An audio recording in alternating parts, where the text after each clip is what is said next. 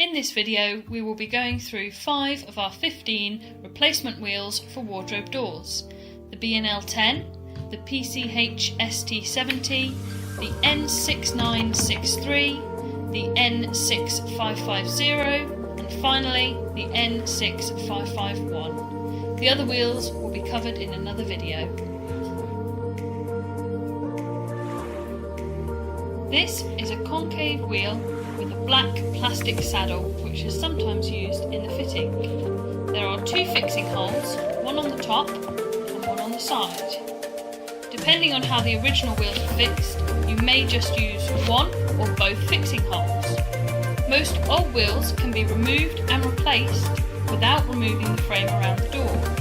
However, in rare cases you may need to remove the frame or glass to get to the fixing screw. A compatible bottom track for this wheel is also available on our website.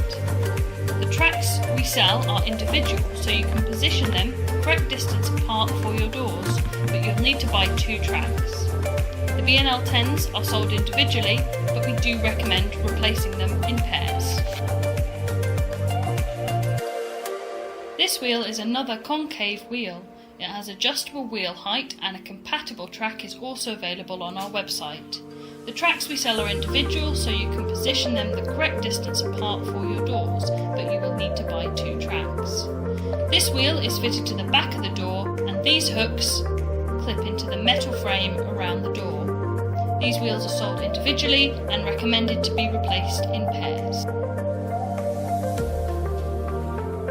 The N6963 is very similar to the PCH ST70. However, it is a convex wheel, unlike the previous 2 we've looked at. We do not have a compatible track for this wheel. The N6963s are sold separately but recommended to be replaced in pairs.